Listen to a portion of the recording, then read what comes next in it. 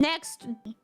Why are so many girls interested in true crime documentaries? And how would you perform the perfect crime? Recently it's gotten better, but I had a phase for like a whole year, I think. I was watching true crime documentaries and stuff for almost every day. The reason I think that I stopped is that I've been oversaturated with that stuff, and it's like getting me this like negative vibe when I watch these things now. They make me feel depressed and sad and shocked. I've heard too much shit. Like, I'm kind of done with that chapter in my life.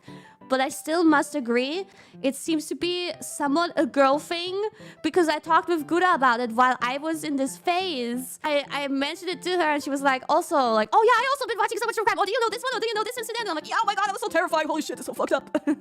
It's not just a girl thing for certain types. Like, morbid curiosity, everybody has that. And I think also, like, wanting to understand the psychology behind actions, like, we cannot comprehend doing, wanting to get an understanding for it. So I think that's where like a lot of people get drawn in. But then there's like other like levels that people go to where it's like wanting to know like current truth. Like, I think people, like you said, it becomes oversaturated, but also people become like desensitized and they stop seeing it as like real events, and it becomes like entertainment. Like It's just like reading a book or so, I guess, then. it like becomes a story. interesting story, but more exciting because it's real. Which is, I think, when it gets to that point, you need to step back. Like, that's Also because these stories the true crime stories are usually like really fucked up ones and that's exactly why you feel like your brain thinks, oh, that is so unrealistic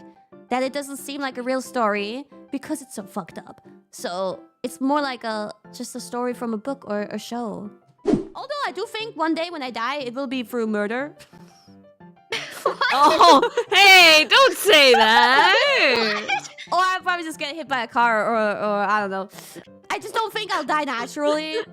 yeah. Probably like I'm thinking this because of true crime. yeah, you probably watch too much true crime. Like, that's And it's one thing, you know, that I've realized, like, okay, last year I got a financial advisor, and this financial advisor had me get all kinds of basic insurances.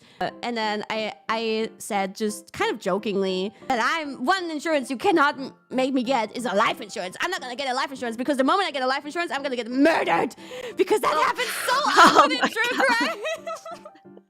It's always like that. Whenever there's like a spouse murder, it's always like they get them to get a life insurance life first. insurance. Yeah. Yeah. And it's always for that. It's always because they want the life insurance. It's like, oh, just don't get a life insurance. Don't.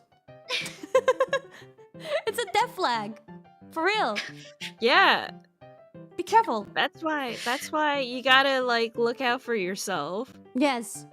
But then looking out for yourself, I guess, counts as like get yourself a life insurance. And I thought Kronii was a Doomer one. I'm such a Doom poster, for real.